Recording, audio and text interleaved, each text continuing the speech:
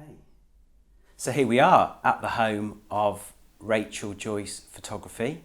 Thank you. You're welcome. So do you want to introduce yourself Yes. and maybe tell me what you do? Yeah, can do. So I am a wedding photographer primarily. I don't shoot anything else apart from weddings. And next year will be my 8th business birthday. So it's been going a while now.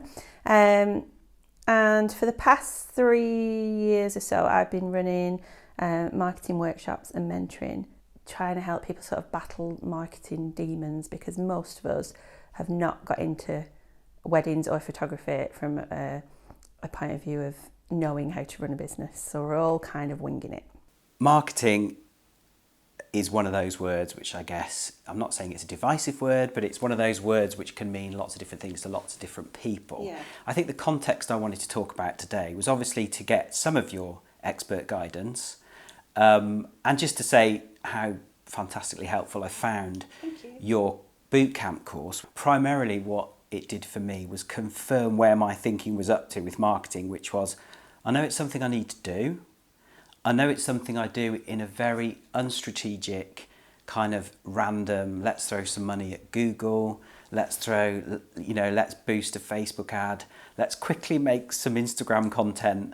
And I actually found it becomes less organic and far more panicky.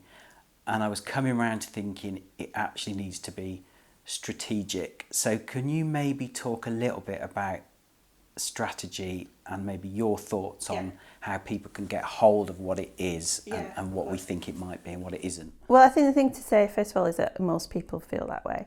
And a lot of people who come to the bootcamp or come to mentoring come from a point of fear of marketing. And because we have this conception that it's about maybe selling things to people that they don't really need. But it isn't really. It's more about helping those people you want to work with find you, because you are the solution to their problem. Okay. And when you look at it from that point of view, it's not icky and it's not salesy and horrible. So strategy wise, I started the workshop because I was kind of sick of all these courses, because I've done them all. I've done all the courses and bought ridiculously expensive online courses and been to training. And there's always these promises of, you'll be able to work 1 day a week, or you'll suddenly earn 6 figures, or you'll get 20,000 Instagram followers overnight if you do this course. And I don't know whether it's the northern in me, but I'm just so like, no, that's not true, is it? It's not going to happen. It's ridiculous. Why are you promising these things? Wouldn't it just be lovely if we had a business that was run a little bit better and that was more efficient? And marketing is something that we don't despise doing, or even hopefully enjoy it quite a little bit. And my bootcamp is kind of structured in a way that it helps people find a bit of direction as to what they should be doing. Okay. Rather than saying, oh, my mate's just gone on this SEO course, then I should definitely do that. It's more a question, is that the right thing for my business? And how do you make those decisions, basically? You do begin to realise how much potential opportunity there is to extract stuff which you don't have to pay for necessarily.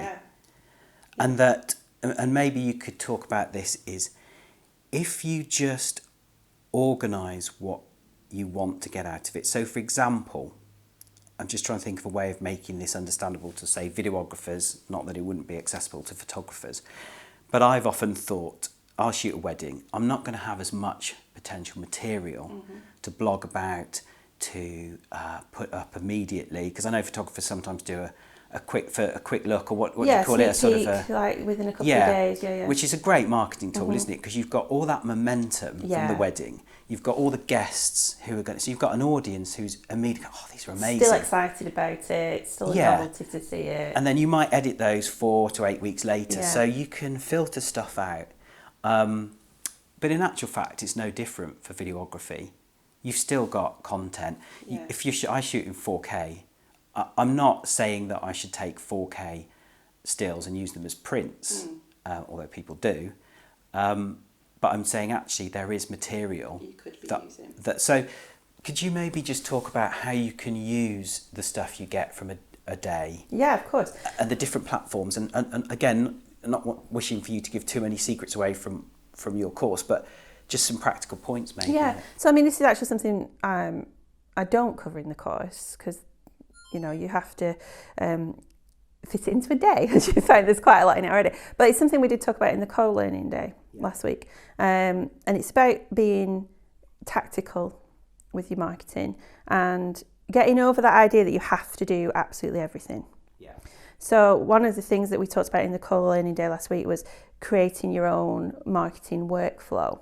And for me, it's really about finding one piece of content that you've got. So for you, it's your videos. For me, it's the images. And how can I get the most amount of worth out of that without having to necessarily do lots of brand new things? So, for example, if I create a slideshow for my clients, so it gets delivered to them the day before they get their wedding gallery. From my point of view, it's great because for the client, it's quite long, it's about 150 images. So they love it, set to music, it's all emotional, blah, blah, blah. They share it, so I get that out of it. But say that takes me kind of 15, 20 minutes to create for them. Yeah. My next thought is, well, how can I use this again? Yeah. Rather than creating a new piece of content, how can I use this piece of content again? So it's really straightforward. It might be uploading it to YouTube, uploading it to Google My Business, scheduling it to appear again on Facebook a couple of times. All of those tasks take, a minute to do, but I'm using that piece of content then 4 times as opposed to once. So you can apply that rule then to anything you do. So if you submit to wedding blogs, you obviously have to choose your images, resize your images, submit them. So what do you do with those images once you've done all that work? Is there somewhere else you can use them? Can you put them on Facebook again, even if the wedding's a year ago? Can you tag suppliers in them? Is there just some way you can use them without having to go down a whole different avenue that creates more work and time, really? But getting the benefit, like bleeding it dry, basically. You do need to take control of it. Yeah. You need to actually think, I need to set aside some time to do this. Because the way I go about it is I'll be editing a wedding and I immediately want to post that. Yeah. I think the trouble about that is you think you've done it, that it becomes the iconic image of the whole wedding. You put it out and you think, oh yeah, I've blogged that, or I've blogged it, but I've done that on social. I can't do anything else with that wedding. But that's not true. No, that's how I perceive it. But a potential audience just wants content. Yeah, exactly. And you've got to think that kind of whatever platform you're using, obviously you're going to have your core followers who are maybe current brides or potential couples who are following you for a while. But you're getting new followers all the time. So if you scroll through my Insta, and it's only really kind of the past year that I've really committed to posting regularly on Insta, you will see some of the same pictures pop up, maybe every few months. But that's because I know I'm getting new followers all the time. So they don't necessarily troll through a year's worth of posts. And to be honest, even the ones that are there all the time don't see them all the time. You don't get everybody seeing them. And they don't really care if they see the occasional picture. Yeah, I think that's what I've come around to thinking. And this is, doing these, making these short films, part of that, I guess, is a marketing strategy if I have one. Yeah. Do you write it down? Do you kind of... Yes and no. Okay. So at the beginning of the year, and this is something we covered in the boot camp, I try and look at potential marketing points during the year where I might want to do something. And this is probably a little bit more applicable to maybe portrait photographers. Okay. So for example, if you do a lot of portraits, you'd be thinking at this time of year, Christmas mini sessions. Yeah, you see that crop up a lot at the moment, or family shoot. And it's been a few years since it's probably about 5 years since I used to do portrait sessions, but I know that I would think maybe the week before, like, I'll do some mini sessions. Yeah. And then you cobble together some really crappy marketing material for it, and you just kind of fling it out and hope for the best. Now, if you identified that as a point in January when you're making your plan for the year, you put it into your schedule, like, I'm going to do that in November, that means I need to be creating the marketing for it in October. You're not essentially winging it. Yep. You're not throwing stuff together at the last minute and hoping for the best. It's same with maybe album sales, or we see a lot of photographers doing album sales for Christmas at this time of the year. And again, most people have just thought of doing that at the last minute and haven't planned like a marketing strategy for it. Whereas I've done it for the past couple of years, so I plan out like a series of emails to clients beforehand, what I'm going to post on social media about it. And just by doing that, I've kind of like doubled the amount of sales that I get just by thinking about it a little bit further in advance. So I'm not perfect. I don't stick to my schedule. I do at the beginning of the year, but I do try. Maybe that leads on to goal setting. You know, I'm probably better at that. Like if I put a couple of big goals, I find they drive me. Yeah. But they can also, particularly this year, they can be divisive as well. So I wonder if you could just talk a little bit. I mean, that's sort of not going away from marketing, but maybe there's that overarching drive to be successful or be ambitious, and there's nothing wrong with that at all. But sort of how that goal setting, or maybe if there's a structure or a hierarchy. I mean, you know, I want to do, say, a certain number of weddings. I will try and do everything. I'll try and put myself in front of the camera to achieve that. Yeah, definitely. So goal setting for me is quite a big part of my marketing strategy. So at this time of year, we talk about it on the boot camp, and hopefully you'll be doing yours soon, is your marketing audit, where you look at everything you've done and what you want to do for next year. And kind of the start-off point for me is setting goals for the next year. And a couple of years ago, I read a really crap book. Actually, it was awful. It was like the guy was really unlikable. I can't remember what he was called today. But he had a few good ideas, and one of them was that I want a ambitious lifestyle business, and that means a business that suits my lifestyle. Not a lifestyle business in terms of like selling shampoo or whatever, but not one of those, but one that suits my lifestyle. So it's a big part of my goal setting is like, what kind of life do I want to lead? And to some extent, that's not like, you know, swanning around on a yacht in the Maldives. It's realistic, but it's ambitiously realistic. So I'm pushing myself to earn a certain amount of money in order to do all the lovely things that I want to do with my life. So goal setting sort of forms the basis of that, and obviously my business funds those goals. So it is really about just sitting down and thinking, you know, what do I want my life to look like, and my business, and numbers come into it, earnings, number of weddings. But for me, it's also stuff like I have every year on my list. I have read 50 books. So I love to read, but I also, in the first couple of years of business, didn't read because I always felt like I've got to be doing something work related. How dare I take half an hour off? But now, because it's on my list, I'm allowed to do it because it's a goal. I remember you talking about, was it getting a spreadsheet, and maybe that's something I need to. That's maybe where my wife could help me, because she's quite good at extracting the data. Whereas for me, I just go, it's just a load of numbers. So the audit is what I kick off the boot camp with, and it sounds really dry and boring, and everybody's face is a bit like, this is not what we came for. We came for the SEO and all the exciting rock and roll bits of marketing. But actually, it's such geek, I'd love doing my marketing audit at the end of the year. And it links back to what we were talking about at the co-learning day, which is about kind of trying to battle overwhelm and not do too many new things. And the audit is really about looking back at what you've done the past year or the past 2 or 3 years, and finding those things that are already working for you, because most people, without realising it, will have something that's working quite well for them already. They may be just not exploiting it. So one of the things that I show, one of the slides I show, for example, is my audit from like the past few years. And what I do, and there's loads of different ways of doing it, what I do is I just have a really simple spreadsheet. Every time I get an inquiry and I go to answer the inquiry, I open the spreadsheet and I fill in their details, where they're getting married, and most importantly, how they found me. And I ask them that on the contact form.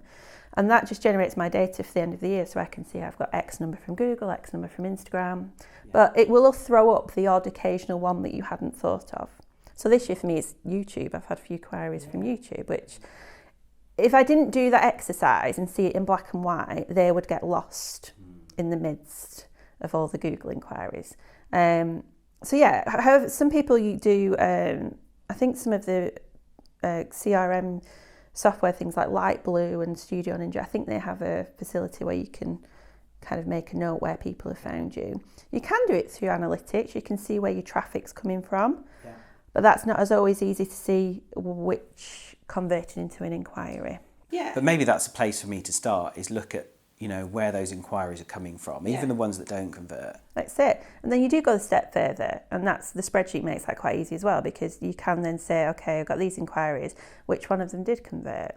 So if you get in, so for example, this year I might have 50 Facebook inquiries, not one of them has converted. Yeah. So am I going to spend my time on Facebook if my time is limited? Probably not.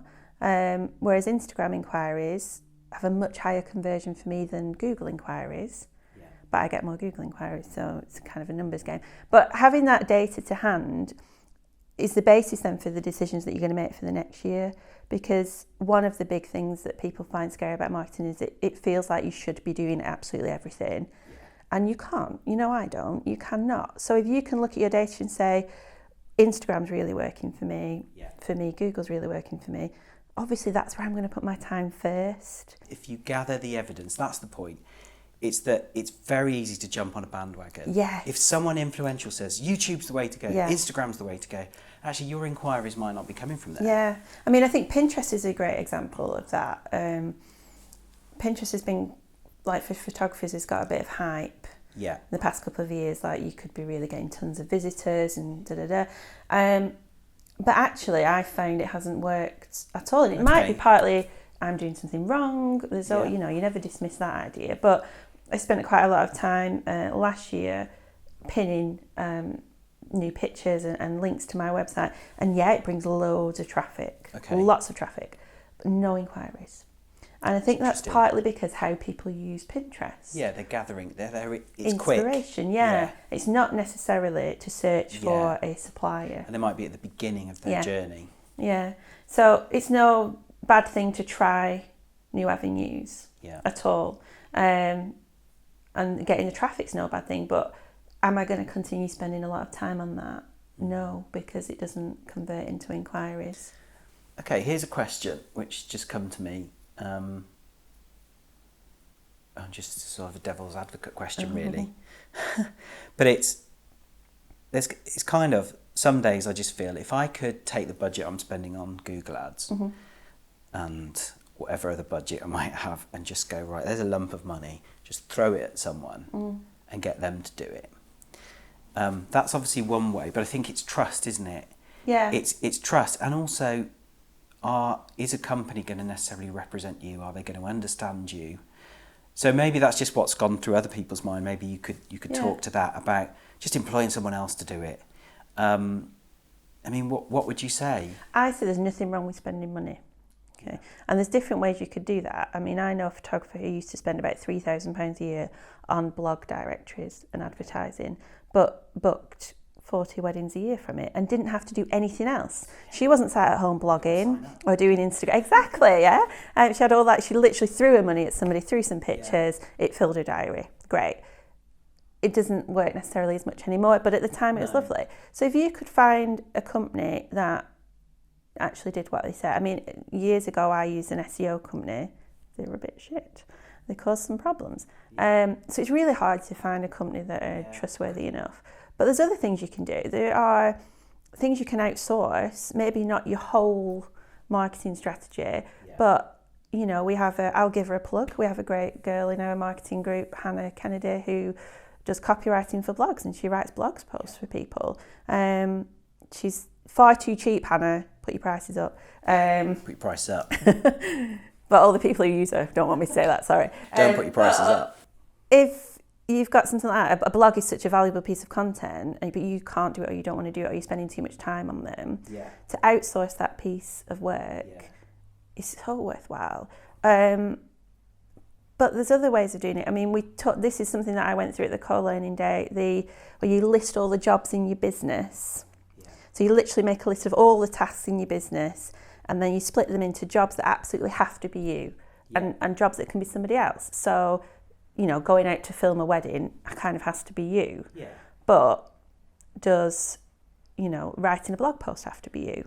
Not necessarily. But I do quite like writing. Exactly. So quite like them. With your list of things that don't have to be you then split them into jobs you quite like. I mean, weirdly, I quite like alt tagging. Okay. Yeah, I'd quite happily give that. Exactly. But I quite like it. But jobs you hate and that don't have to be you, outsource them. So I'm going to end it there. That was finish my tea. Yeah. Wasn't that painful? No. Is it okay? Yeah, it's all right. Brilliant. No, so thank you very much. Thank Don't know which you. camera I'm looking at, but thank you, Yeah, Rachel. thanks very much. No, it's brilliant. Thank you. Good.